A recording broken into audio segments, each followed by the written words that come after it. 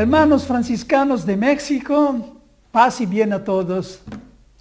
De Padre Cantalamessa que hoy os habla de Roma. El Padre Néstor Ver me ha pedido un pequeño mensaje para unirme a vosotros que celebráis el 8º centenario del encuentro de Francisco con el sultano de Egipto. Este es un acontecimiento que tiene hoy en modo todo particular un sentido fuerte. San Francisco, nuestro Padre Francisco, fue una excepción única en la historia de la Iglesia, porque en una época cuando todos estaban contra otros, contra todos, ¿no? La Iglesia contra los heréticos contra la Iglesia, todos contra los judíos. Francisco no fue contra ninguno, no habló contra ninguno.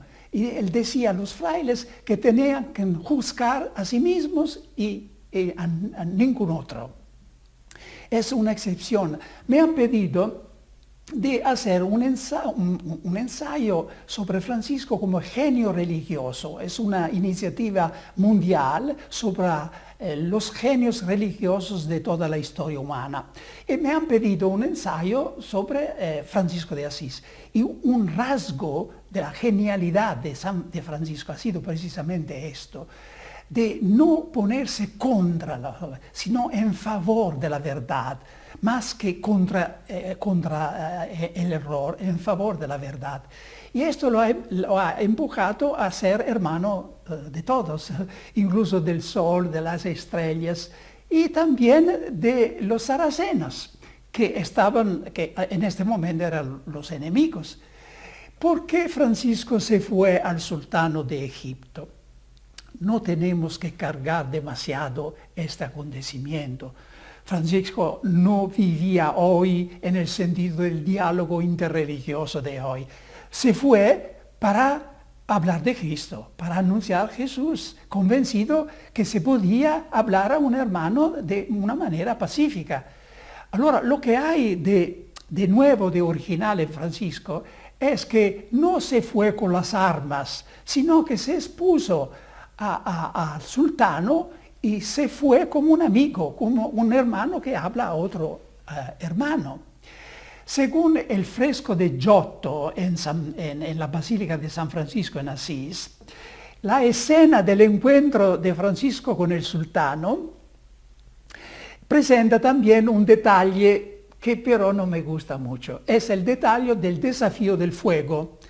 Se ven al lado del sultano Francisco que desafía los líderes religiosos del sultano a entrar en el fuego con él.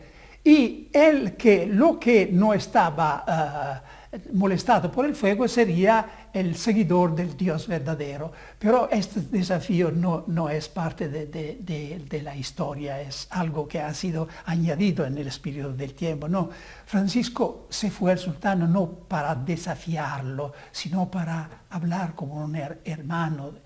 Y nosotros franciscanos tenemos que aprender algo de este acontecimiento de Francisco.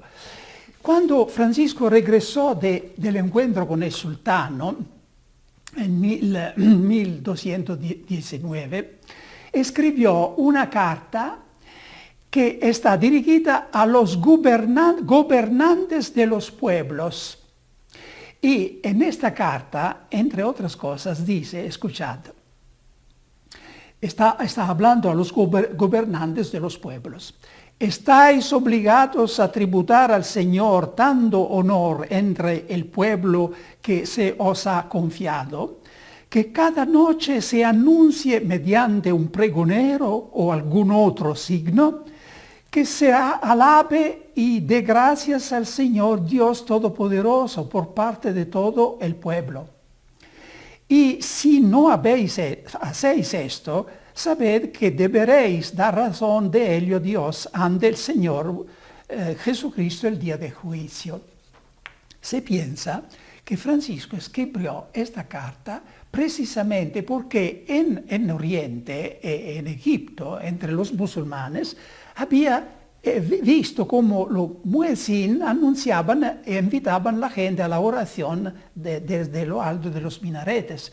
Y este es un detalle, pero hace entender que Francisco estaba capaz no solamente de dialogar con los otros, sino que enriquecerse, tomar algo de los otros. Y ahora nosotros podemos también aprender esto. Por ejemplo, los musulmanes tienen un sentido muy profundo de la adoración de Dios. Nosotros tenemos un concepto de Dios un poco diferente. Dios, más que todopoderoso para nosotros los cristianos, es el amor. Pero esto no tiene que hacernos olvidar que Dios es Dios y que merece nuestra adoración. Entonces nunca debería faltar en nuestra religiosidad el sentido de la adoración. Hay una adoración personal, interior, hay una adoración litúrgica, eucarística, pero la adoración es parte de nuestra vida religiosa. Decía que tenemos que aprender algo nosotros los franciscanos del encuentro de Francisco con el sultano de Egipto.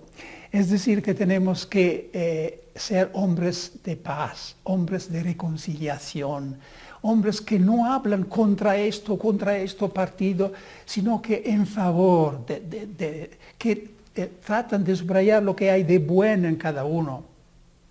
Yo recuerdo una experiencia que hice en México, en Monterrey, en el año 1992, que es el centenario del descubrimiento de las Américas. En este retiro a Monterrey habían 700 sacerdotes de toda América Latina y 70 obispos. Este era el tiempo cuando en América Latina había mucha lucha entre la corriente de la teología de la liberación y los movimientos carismáticos neocatecumenales, es decir, lo que cuidaban más del aspecto social, de la caridad, de la ida hacia los pobres, y los que querían anunciar la palabra de Dios, promover la vida espiritual de la gente. Y en este retiro me vino la inspiración de decir, tratamos de cambiar, de no seguir viendo en la tendencia opuesta una amenaza, sino un carisma. Y alegrarnos que hay gente que hace lo que nosotros no podemos hacer. Entonces, en lugar de estar uno contra otros, los carismáticos y la teología de la liberación, las comunidades de bases, ¿por qué no ver en el otro carisma necesario que enriquece también nosotros? Ahora la situación está cambiada, lo sé, pero siempre hay en la Iglesia y en la sociedad opuestas tendencias. Y nosotros franciscanos tenemos que ser hombres de reconciliación, de unidad, de paz. Y llegando a Asís, se ve al ingreso de la ciudad que hay un papel escrito Assisi, città della pace, que significa Assisi, ciudad de la paz. Que cada lugar franciscano, que donde quiera que sean los franciscanos, se pueda decir es un lugar de paz. Entonces estoy unido a vosotros espiritualmente y paz y bien a todos.